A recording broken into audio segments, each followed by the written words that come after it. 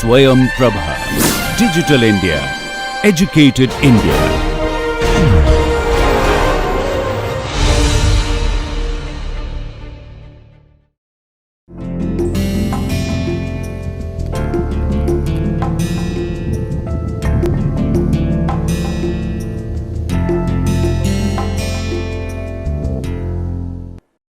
Namaste. In today's class, we shall look at some methods of distance measurement, especially foot, tape and rangefinder. So, what do you do when you get into a forest and you do not have any instrument and you want to measure some distances, say the distance to the next tree. So, can we use some parts of our body to do that? Well, the answer is yes. We take one step to be 0.7 meters. So, for instance, if I had to measure the distance from this point to the end of the wall, I would just walk from here to the end of the wall and just count the steps 1, 2, 3, 4, 5. So, when we have 5 steps, it means that the distance is 0.7 into 5 or approximately 3.5 meters. So, this is when we do not have any instrument. Now, what is the simplest instrument that we can carry with us at all times into the forest to take measurements? That would be the tape. So, as we have seen in a previous class, we can use a tape to take measurements along the ground, as this forest guard is doing in this picture. So, he is holding the tape in his hands. One end of the tape is fixed to the point from which he wants to take the measurements. Then this tape goes on rolling and he can take the measurements using the tape. One other instrument that is being very highly used in forestry is the rangefinder. So, this is the picture of a rangefinder. Now, how does a rangefinder work? This rangefinder will, suppose this is your rangefinder and this is your tree. So, this is the point to which you want to take the measurements. And suppose you are standing here with a rangefinder in your hands. So, how would this rangefinder measure the distance? It would give out a ray of light. So, it is a laser, right? This light would go interact with the surface of the tree and then get reflected back. Now, this rangefinder would measure the time t between the emission of a pulse to the time this pulse comes back. Now, when this ray of light is going from the device to the tree and back, so it is covering a distance that is equal to d here when it is going towards the tree, and also another distance d when it is coming back. So, the total distance is equal to d plus d or 2 times d, where d is the distance between the tree to the point where the observer is standing, and the time taken for light is equal to t. Now, we know that the speed of light c is equal to 299,792,458 meters per second, or approximately it is equal to 3 multiplied by 1, 2, 3, 4, 5, 6, 7, 8, 3 into 10 to the power 8 meters per second. So, now the distance is equal to speed into time, which implies that the distance is 2d. So, 2d is equal to the speed of light c multiplied by the time t. So, this would give us that d is equal to c times t by 2. Now, c is a constant, t is something that your rangefinder measures. So, you can calculate d from here. So, that is the theory of using this rangefinder. So, now we will come to a demonstration of a rangefinder.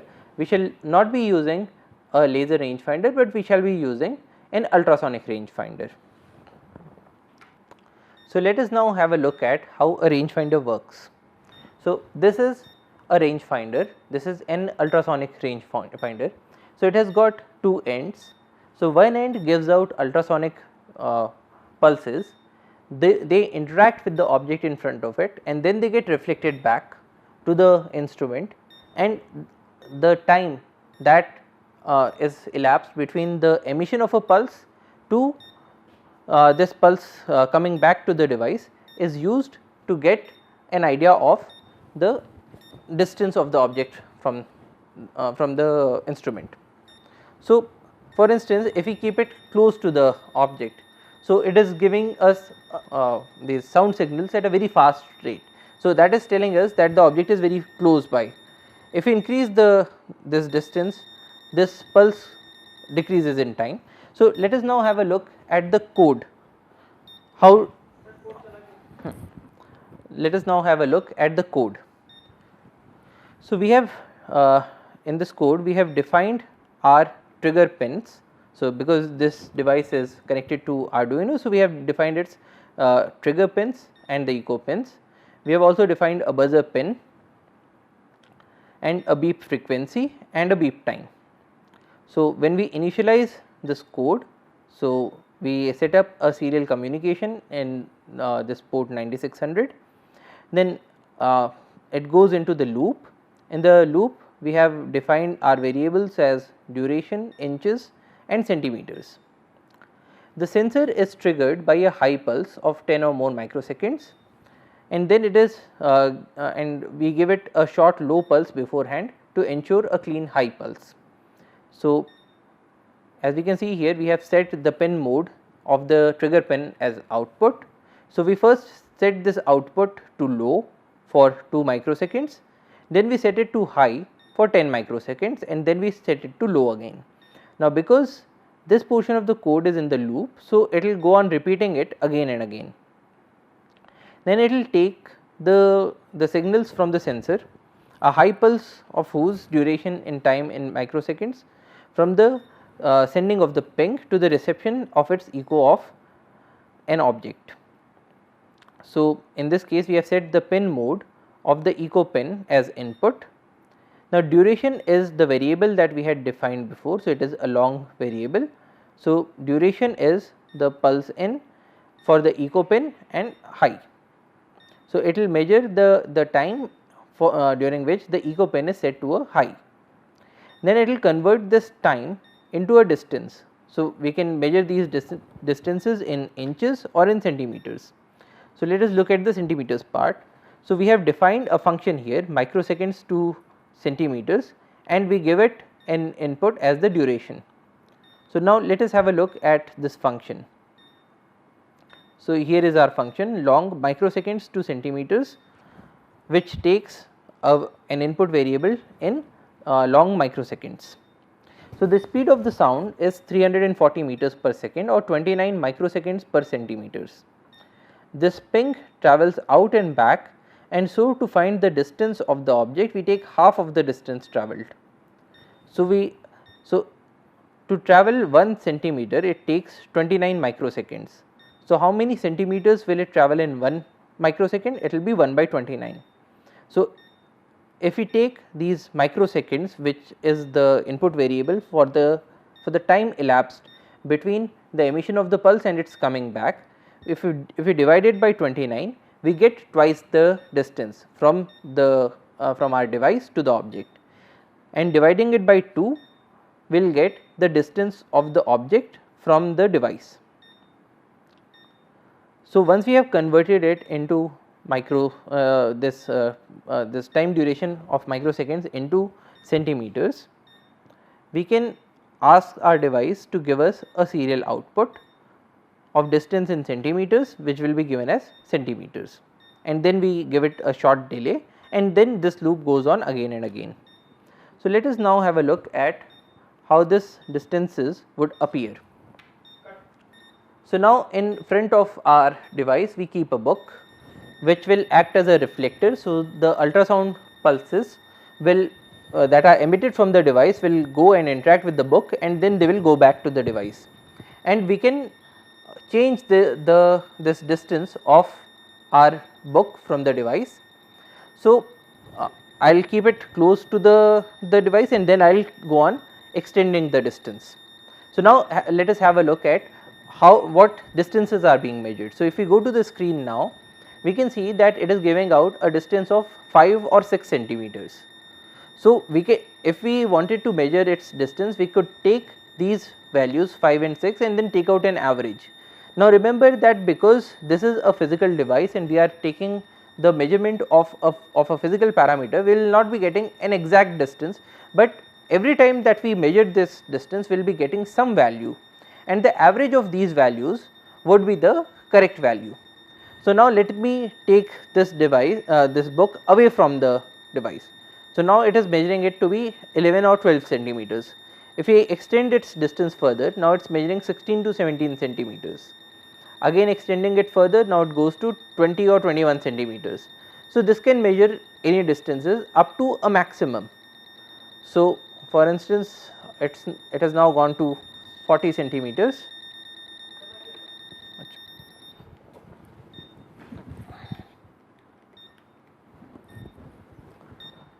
So, now it has gone to 40 centimeters. Here we can go on extending it, but now its accuracy will go on decreasing, and after a while it is not getting any signal back from the book to the device. These signals are getting lost, and so it is not able to measure the distance. So, every device has its own range. So, this rangefinder can measure till a few centimeters, but if we used a laser rangefinder, it would be able to measure till many meters. Now, let us look at something different. So, now I am if we focus on the book now. So, in front of our device I have kept the book. Now, what will happen if I tilt this book so that the signals they reach this book and then they are reflected out to some other location. So, let us now have a look at the screen now at the distances. So, it is showing me as 20 centimeters. Now, let me tilt this book. So, it went to 170 centimeters. So, if we looked at the book now again, so I am just turning it from here till here. So, I am not changing its distance. So, let us move back to the screen now. So, when it is kept vertical, it is showing me as 20 centimeters. When it is deflecting, it has gone to any arbitrary value 200 plus centimeters. So, it is some value that it is unable to measure. So, it is giving it as any arbitrary value. So, this was 20 centimeters and this is some arbitrary value. So, why does that happen? So, if we now looked at the tablet, so our device, so it is giving out a pulse that is going to the object, and this pulse when it returns, it takes the time t and then calculates distance as 2d is equal to t times the velocity. Now, what happens when I tilt this book? So, when I am tilting this book, then these rays of these pulses, they are going and then they are getting reflected to some other point. When they get reflected and this device is not getting any pulse back, so it is unable to calculate this value t. This t comes to be some large value, and so it will measure this distance d is equal to t times v upon 2. When t becomes some large value, this d will also become some very large value.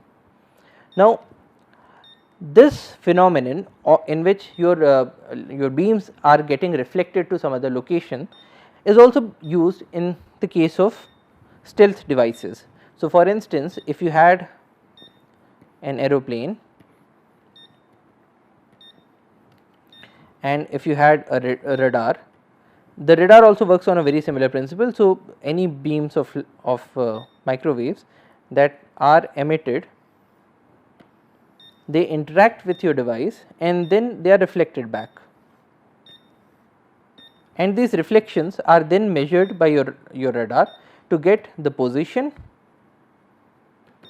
and the speed of the object in front. What if this device, in place of having a very smooth surface that was able to reflect these waves back, had very sharp surfaces that were at some other angles. So, for instance, suppose it had a surface like this.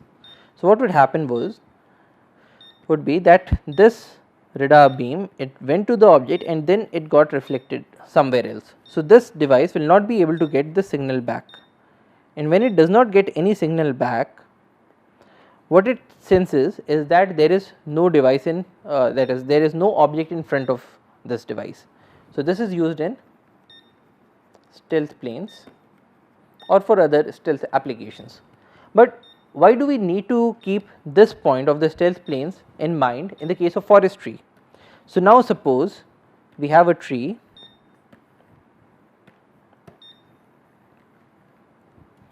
and we are standing on the ground and we use our rangefinder here. So, it is giving out some pulses which will then interact with the tree and they will get reflected back and they will then be measured by the device. But in the case of a leaf, so a leaf gives it a flat surface. Now, in the case of a leaf, if we consider its lamina, so if this is a leaf and this is a flat surface, also known as the lamina or leaf blade. So, now if our signal interacted with this lamina, so if our signal interacted with this lamina and it got reflected to some other location, then probably our device will not be able to get the correct distance of the device from the tree. So, this is one source of error that we get in the when we are using the rangefinders. So, how do we solve this error? Will we take multiple readings? So, because we have a number of leaves here, we will take multiple readings and will then average out those readings. So, now this is where your averaging comes into play. So, sum of distances divided by n. So, suppose you took 10 readings. So, you get 10 distances, you sum them up and then you divide them by 10 to get an average. And because an average is also affected by the extreme values.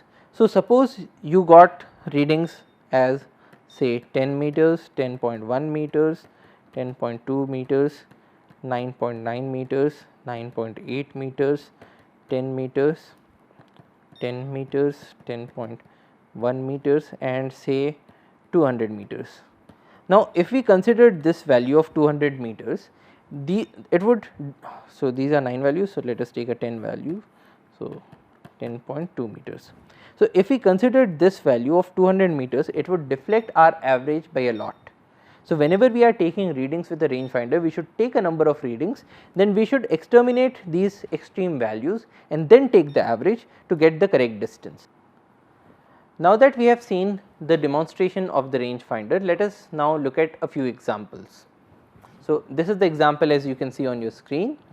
The top of a tree is at a distance of 50 feet and the tree itself is at a distance of 40 feet. If the instrument is kept at a height of 5 feet, find the height of the tree. Now, essentially when you are using a rangefinder, it can not just be used to measure the distance parallel to the ground, but it can be used to measure any distance. So, for instance, you can take the distance from this point to the top of the ceiling or to the wall or to the front or anywhere. So, using that, how can we calculate the height of the tree? Now, in this problem we are given that we have a tree, there is an observer holding a rangefinder in his hands. This rangefinder is at a height of 5 feet from the ground. The observer uses the rangefinder to take this distance. So, this distance let us call it let us make a triangle out of it, A, B, C, D and E. So, we are given that BC or ED is equal to 5 feet. The top of the tree, that is A, the point A, is at a distance of 50 feet. So, we have AE is equal to 50 feet and the tree itself is at a distance of 40 feet. So, we have BE or CD is equal to 40 feet. We need to find AC. Now, how do we go about doing that? In triangle ABE, so we are considering this triangle.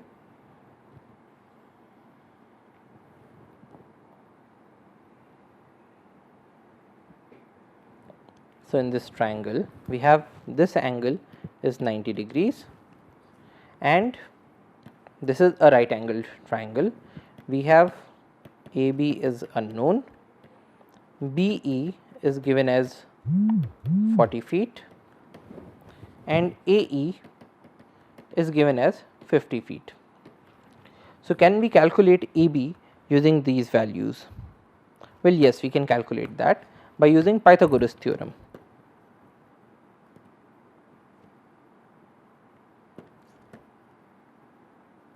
So, because this is a right angled triangle, we have AB square plus BE square is equal to AE square, or AB square plus BE is given as 40 feet. So, 40 square is equal to 50 square.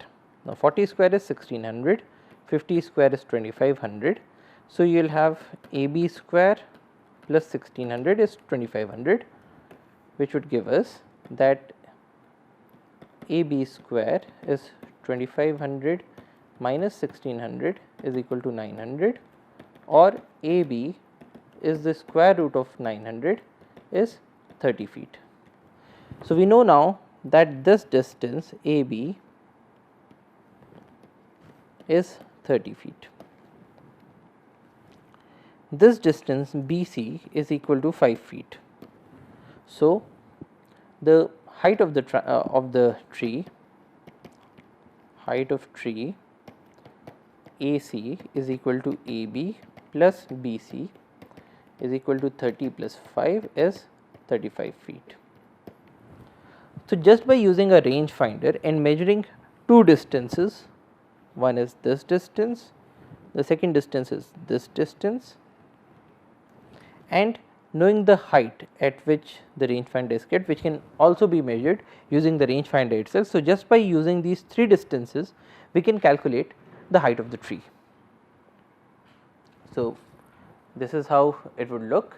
Using Pythagoras theorem, we calculated AB to be equal to 30 feet, this should be feet, and the height of the tree is 35 feet. Thank you for your attention. Jai Hind.